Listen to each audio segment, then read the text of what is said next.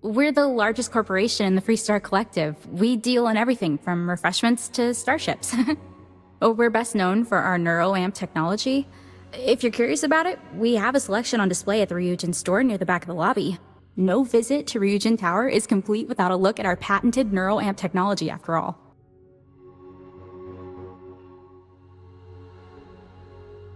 Every account of Ryujin Industries gets told as a story with an ending. A traitor is unmasked.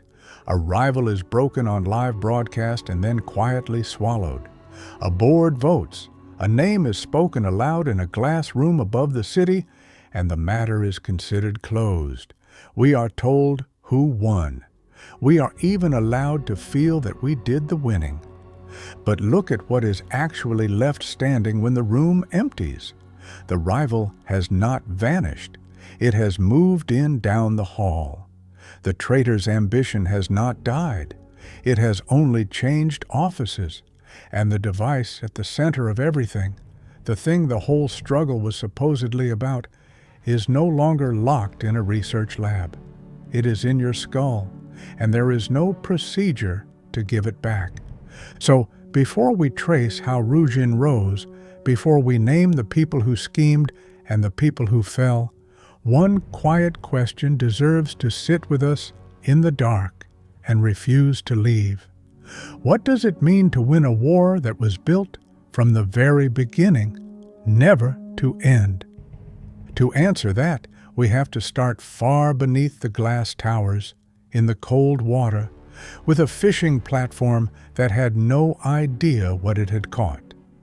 In the last years of the 22nd century, a company called Xenofresh Fisheries found a planet drowned in ocean. Volii Alpha was an unremarkable world by the standards of the age, all sea and storm, and Xenofresh did the obvious thing a fishing company does with such a place. They built a platform out over the water, and they began to pull life from the deep. For a while, that was the entire story. A working dock, a crew, the smell of brine and machinery, a business measured in tonnage, hauled and shipped to colonies that needed feeding. Then they caught something that changed what the platform was for. The native fish of that ocean, the chasm bass, carried in its body a secretion that did something strange to the human mind. Processed and refined, it became a drug, and the drug was called Aurora.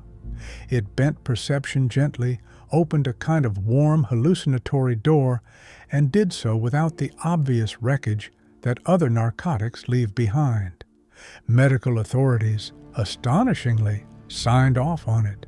The United Colonies promptly banned it inside their own borders, which only made it more desirable, and the tourists came. They came in numbers no fishing operation had ever seen.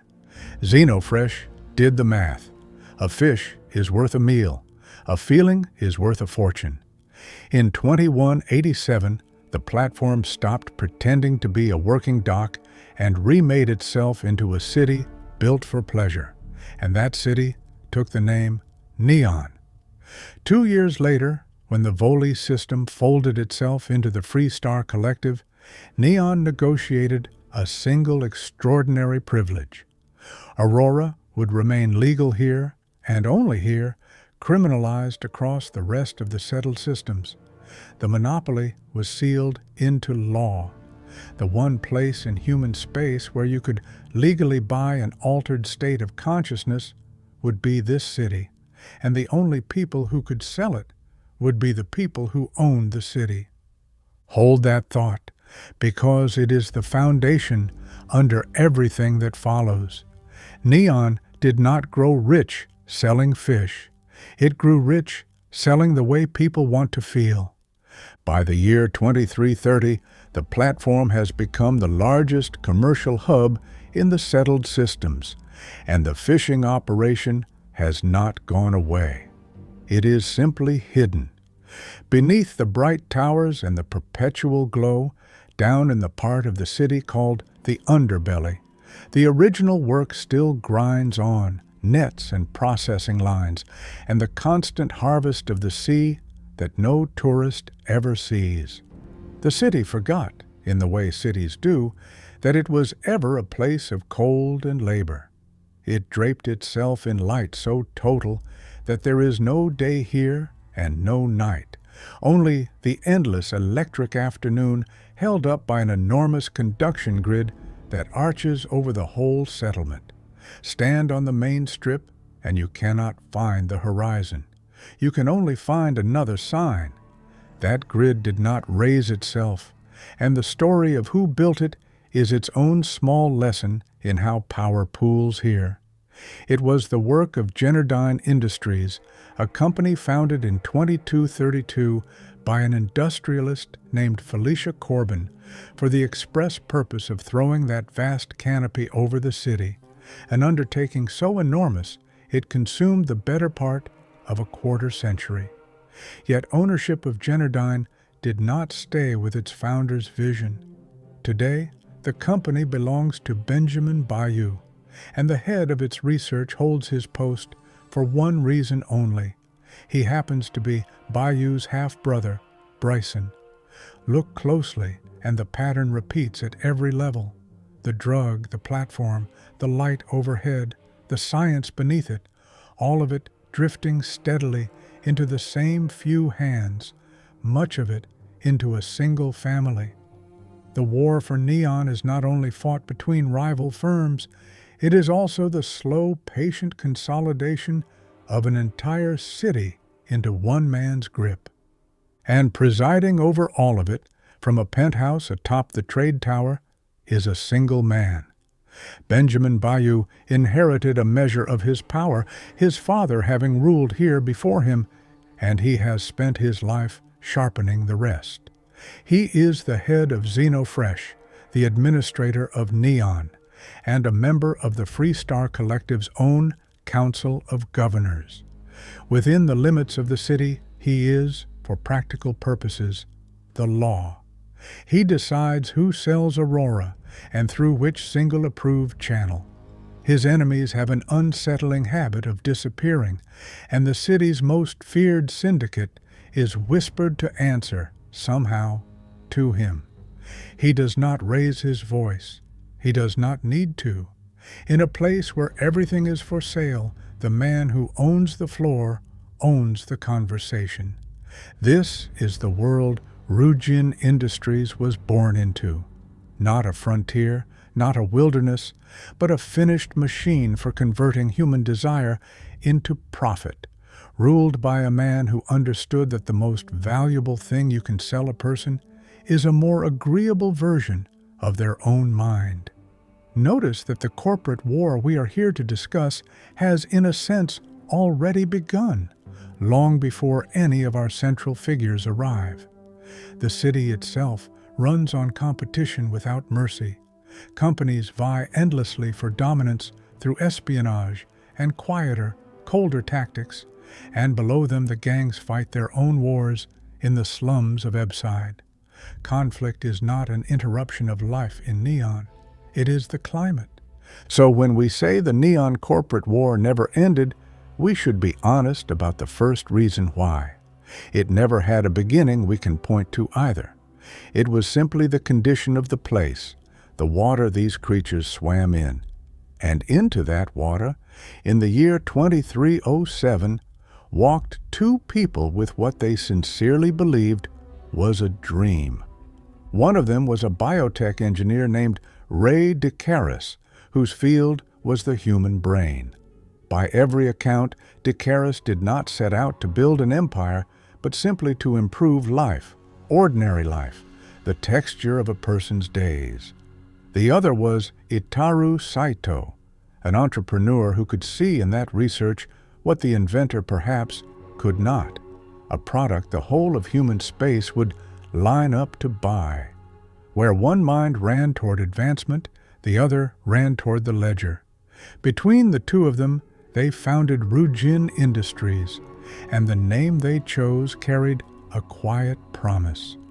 Ryujin is the dragon god of the sea in old mythology, a deity associated, among other things, with the knowledge of medicine, a healer that rules the deep. Here, in a city built on a fishing platform over an endless ocean, that name must have felt less like branding and more like destiny. Their first creation was the Neuroamp, and it grew directly out of Decarus's neurological work. In its earliest and most honest form, it was a genuinely tender idea, a small device that worked with the brain rather than against it, easing sleep, softening anxiety, monitoring the body's quiet alarms, lending a person a little more steadiness and a little more confidence in the rooms where they felt least sure of themselves. It could even make you more diplomatic, smooth the friction out of a difficult conversation. Read that list of gifts again and notice how reasonable it sounds, how kind. Better sleep, less fear, a steadier hand. Who would refuse that? For a time, the device was held back, available only for military use, and then in 2315 it was released to the public as the colony war receded into memory. From that moment, Ryujin's ascent was almost vertical.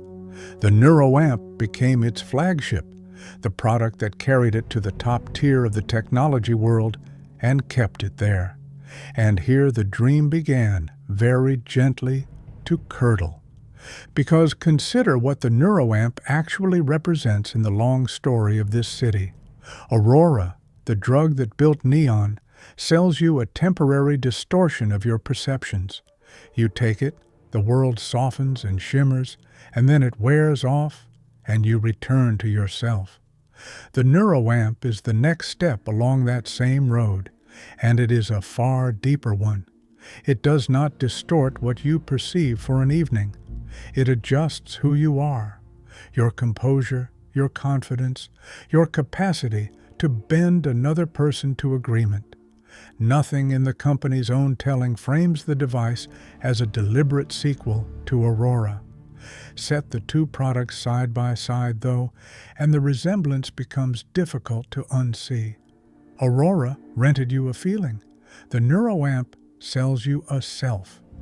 If Neon's founding genius was the realization that a feeling is worth more than a fish, then Ryujin's, it is hard to resist concluding, was that a self is worth more than a feeling. Success of that scale develops an appetite, and Ryujin began to feed. In 2310, it reached into shipbuilding and acquired Taiyo Astroneering, a respected name in spacecraft engineering that builds vessels to this day. It absorbed Arboron, a weapons maker specializing in the kind of electromagnetic arms that disable rather than destroy. It took in a drone manufacturer and, almost comically, a company that made tea. A neurology firm became a shipyard, became an arms supplier, became a household brand, sprawling outward across the economy until it touched a dozen unrelated industries. And to crown the expansion, Decarus and Saito went to the one man whose blessing the city required. They worked with Benjamin Bayou to raise Ryujin Tower, a vast office building that rose at the eastern end of the main strip, facing Bayou's own trade tower across the length of the city like two pieces on a board. That detail is worth sitting with. The company that began as a dream of healing the mind chose to anchor itself by going into business with the city's strong man, and it built its monument with his cooperation. The healer made its peace with the king. From the outside, it looked like an arrival. From a certain angle, it was the moment the dream agreed to play by the rules of the water it was swimming in. By the present day, Ryujin is the largest corporation operating out of Neon, and it has made itself, in a quiet but unmistakable way, a power that stands a little apart from the Freestar Collective that surrounds it. Its tower is not patrolled by the city's own security. It is guarded by an army of roughly 300 private personnel who answer to the company alone, and it posts its own bounties on anyone who harms its people inside those walls. It is a state within a city, within a collective, a sovereign tower of glass. The dragon god of healing has built itself a fortress, and the fortress has its own laws. Step inside that fortress, and you begin to understand how this war is actually fought, because at first it does not look like a war at all. It looks like a job. The way in is almost insulting in its smallness. You apply at a kiosk. You sit through a questionnaire whose answers do not matter because you were always going to be hired, and your first assignment as a fresh employee is to walk down the street and fetch coffee. At the coffee shop, you meet the person whose place you have just taken, a man named Tomo, discarded and bitter, and the encounter is a small, cold lesson in how this institution treats the people it no longer needs. Nobody dies. Nobody is even threatened. A person is simply replaced, and the machine does not pause to notice. That is the texture of the whole thing. The brutality of Ryujin is rarely loud. It is administrative. From there, the work deepens by careful degrees. You are sent to slip into a rival firm, an outfit called Kelt Corp, and quietly place a program inside their systems, and the entire art of it is that no one must ever know you were there. This is the doctrine of the war in its purest form. You do not march on your enemy. You do not announce yourself. You reach into them while they sleep, take what you need, or plant what you wish, and withdraw. The genius of the method is that your victim may never even learn a battle occurred. There are no front lines because there are no fronts. The territory being fought over is information advantage, the secret edge of one design over another, and territory like that does not show up on any map. Think back to Bayou in his tower, the man whose enemies simply disappear, the man who seems to know everything that happens in his city before it has finished happening. You could read the corporate war as his philosophy scaled up and handed to professionals. Domination by proxy. Victory without the dignity of a declaration. The people Ryujin ruins by way of your hands will, in many cases, go to their graves not knowing the name of the company that did it, or that any company did it at all. A war fought this way has a terrible property. It can never be over, because peace requires both parties to agree that the fighting has stopped, and here only one party at a time ever knows the fighting is happening. It is worth glancing downward here at the floor of the same building. The espionage that the corporations conduct in their glass towers has a cruder mirror in the slums of Ebside, where the gangs run their own version of the identical war. The Siakgu Syndicate, the Ebside Strikers, the Disciples, each carving out territory and advantage by knife and threat rather than by uploaded program, each calling itself a family the way the corporations call themselves institutions. And the line between the two strata is far thinner than the towers would like you to believe, because the most feared of those syndicates is whispered to take its orders from the very man in the penthouse. The same war then runs from the top of the city to the bottom of it, in different clothes. Above, it wears a suit and steals a design. Below, it wears nothing and takes a life. The respectability is the only thing that changes as you climb. The deeper you are trusted, the larger the shape behind the small jobs becomes. A shipment of a rare material called rothosite goes missing, and the material, it turns out, is essential to the manufacture of the very neuroamps that are Ryujin's lifeblood.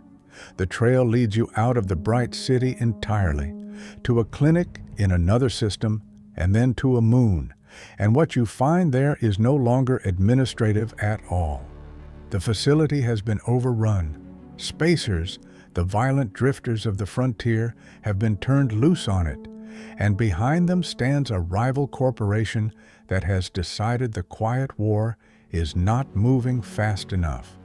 That rival has a name you will come to know well: Infinity Limited. They have been stealing Ryujin's secrets, and they have grown bold enough to send killers to do it. And here the story performs its first real turn, the one that changes the meaning of everything before it. Because the leak that fed Infinity all those secrets did not come from outside the tower. It came from within. You are set to hunt the traitor, the mole burrowed somewhere inside Ryujin's own walls, and you do it the way this company does everything, in the dark and through a back door. With the help of a hacker working the city's underside, you slip a scanning program onto the computer of a senior figure named Ularu, and the program tells you what some part of you may already have suspected. The rot is high up, but by the time you have your proof, the trail has already gone cold, because the suspect you were closing in on has fled, and the person you were sent to protect, your own supervisor, Imogen Salzo, is suddenly the one cast as the villain. The truth, when it finally settles, is uglier and more human than any rival corporation. Imogen leaked nothing. She was framed, and framed with real cruelty. Ularu wanted Imogen's downfall and something far larger besides, and so Ularu took the most dangerous secret the company possessed and slid it into the very files Imogen was meant to hand to Infinity, turning an innocent woman into the apparent source of the breach. When the head of security, a hard and capable man named Dalton, began to ask his questions, Imogen did the only thing a framed person can do in a place like Neon. She ran all the way down into the slums, into the shelter of a syndicate hideout, trying to stay alive long enough to prove what she could not yet prove. Sit with the shape of this. While Ryujin fights Infinity in the open water of the market, a second war is being fought inside the tower itself, and it is the same war. Ularu's ambition is not separate from the corporate struggle. It is that struggle turned inward and pointed at the throne. She does not merely want to betray the company to a rival, she wants the company. Her plan, beneath the framing and the leaked files, is to overthrow the chief executive, Masako Imada, and to take the highest seat for herself. The war has no outer edge that you can stand safely behind. It folds in through the windows. It is being fought in the boardroom and the break room and the private offices of people who smile at each other in the elevator. And the secret at the heart of it, the thing precious enough to frame a colleague and summon killers across the stars, is the Neuroamp's hidden second face. Its name within the company is Project Dominion, and based on what we know of where the device began, it reads as that original dream of human advancement followed to its darkest possible conclusion. The device that began life easing a person's anxiety and lending them confidence has been quietly redesigned into something that does not assist a mind at all. It seizes one. The internal Neuroamp is an implant set not on the face like the ordinary kind, but deep at the back of the brain, and what it grants its user is not steadier sleep. It is the power to reach into another person and manipulate them, to bend their will and steer their choices as if they were your own. To send you against Infinity, the company's scientist, Vina, opens the back of your skull and puts one inside you. The justification is operational, a tool to let you walk through a guarded building by simply taking control of the guards, and it works exactly as promised. But understand what has happened to Decaris's gift in the space of a few decades. A thing first built to lift the human mind has become a leash, and you are now both the hand that holds it and, it turns out, the place it is kept. You infiltrate infinity. You steal back the stolen prototype. You drag the rival's crimes into the light and broadcast them across the galaxy. And the rival's leader is arrested as the company collapses. It feels, in the moment, like the war's decisive blow. It is nothing of the kind, because infinity does not die. It is acquired. The final reckoning happens where it was always going to happen, in a glass room high in the tower, around a table by a vote. The future of the company comes down to a handful of people and the choices laid before them. Will Ryujin take what remains of its broken rival and fold the corpse into its own body? Will it continue to develop Project Dominion or bury it? And underneath those questions, who will sit in the highest chair when the meeting ends? 7 figures will decide, and you make 8. And this is the moment the entire long story reveals its quiet joke. You were given the implant to win the war against infinity.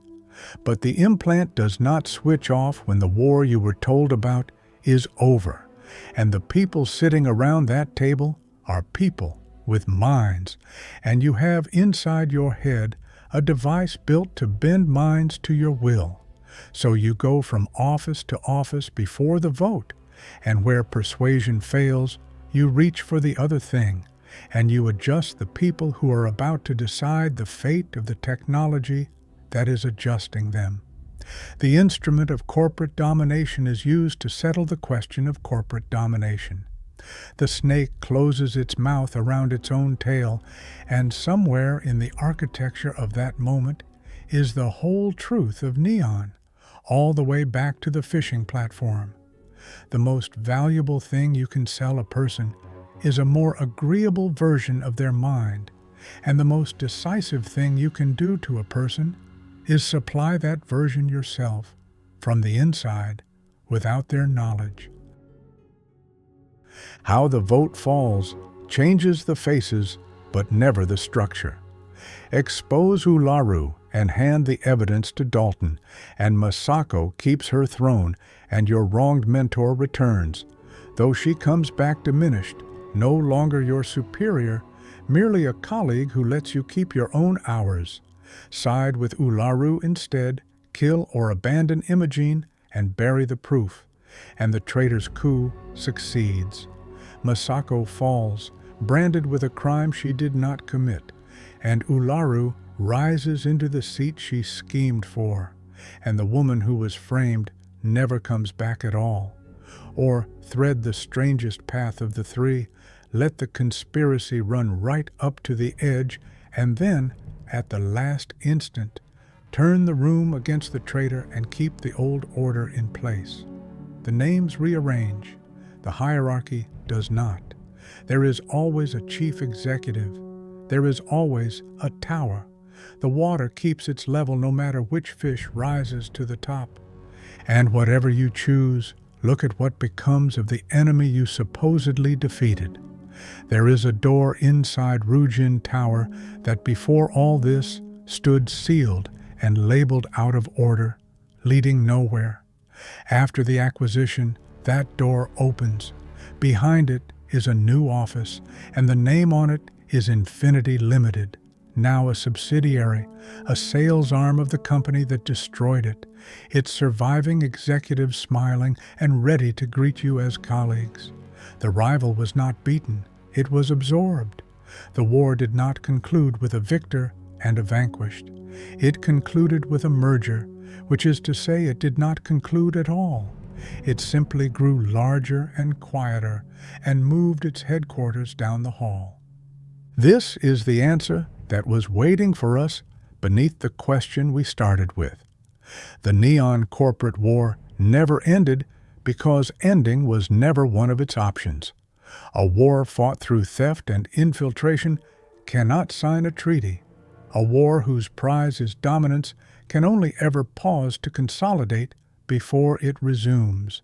And a city whose entire economy is the sale of altered minds will always produce another company willing to build a better way to alter them. Bury Project Dominion. If your conscience demands it, and the design still exists, ready to be improved by the next ambitious hand. Vote however you like on the future of the technology, and notice that the people most desperate to see it shelved, the companions who travel at your side, are unanimous on one point. It is too powerful for anyone to hold. They are right, and it is already held by you.